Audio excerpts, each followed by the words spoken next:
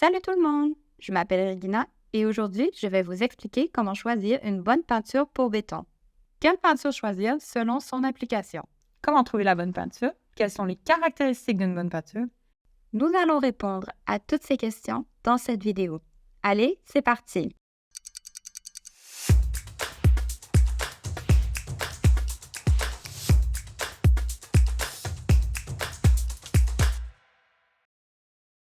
La peinture pour béton qui vous convient dépend de ce pourquoi vous l'utilisez. Pour les murs intérieurs et extérieurs, une peinture monocomposante à base d'acrylique est normalement suffisante. Cependant, pour les sols, je vous conseille une peinture bicomposante. Ce type de peinture a une composante durcisseur qui rend la peinture très résistante à l'abrasion. Donc au final, la peinture sera capable de résister à un fort usage. Quand vous achetez de la peinture, évidemment, vous voulez avoir la bonne couleur. La première erreur que les gens font est de choisir une peinture uniquement en fonction du nuancier. Pourquoi? La peinture peut avoir une teinte complètement différente sur un mur et ne pas ressembler du tout aux petits nuanciers que vous avez vus. Mon conseil, regardez s'il y a des photos montrant la couleur. Comme ça, vous pouvez vraiment voir si la couleur vous plaît. Quelles sont les caractéristiques d'une bonne peinture?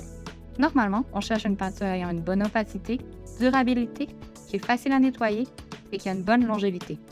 Pour comprendre les caractéristiques d'une bonne peinture, il faut savoir de quoi elle est composée. Une peinture consiste d'eau, d'agents liants et de colorants. Il y a une règle. Moins il y a d'eau, plus le pourcentage en liant et colorant est haut, et plus l'opacité, la durabilité, la facilité à nettoyer et la longévité de la peinture augmentent. En gros, la peinture est de meilleure qualité. Regardons l'opacité. L'opacité devrait être aussi haute que possible. Pourquoi? Parce que personne n'a envie de peindre plusieurs couches.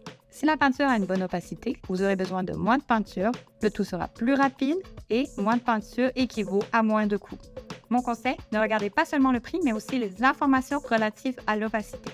Les peintures peu coûteuses ont besoin de plus de couches pour bien couvrir, ce qui nécessite alors plus de peinture en raison du pauvre pouvoir couvrant. À la fin, la peinture pas chère revient plus chère qu'une peinture de meilleure qualité ayant un meilleur pouvoir couvrant. Il y a 3 classes catégorisant l'opacité ou le pouvoir couvrant. La classe numéro 1 signifie très couvrant, la classe numéro 2 moyennement couvrant et la classe numéro 3 peu couvrant. Notre peinture pour béton AK a une classe numéro 1, ce qui signifie qu'avec 1 kg de peinture, vous pouvez peindre jusqu'à 8 mètres carrés totalement opaque. Pour obtenir une bonne opacité, il est important de mélanger la peinture avant l'utilisation. C'est pourquoi nous fournissons un bâton de mélange dans chaque commande. Ça ici, c'est une peinture de classe numéro 1, donc avec le meilleur pouvoir couvrant possible. Une autre caractéristique importante, la longévité. Pour assurer une bonne longévité, une peinture devrait avoir un haut contenu en liant. Mon conseil, regardez la résistance à l'abrasion lorsque la peinture est mouillée. Cette information se trouve facilement dans la fiche du produit. Toutes nos peintures ont une classe numéro 2 et sont donc résistantes au frottement et lavables. Notre peinture pour béton bicomposante est aussi résistante à l'abrasion. De nos jours, il est important qu'une peinture soit peu pollueuse. Les peintures contenant des solvants et du CEV peuvent s'évaporer pendant des années et causer des problèmes respiratoires, des maux de tête et d'autres problèmes de santé. Mon conseil, prenez une peinture sans solvant ni CEV. Toutes les informations sur nos peintures peuvent être trouvées sur chaque page produit sous le bouton Propriété. J'espère que ma vidéo vous sera utile et je vous dis à dans une prochaine vidéo.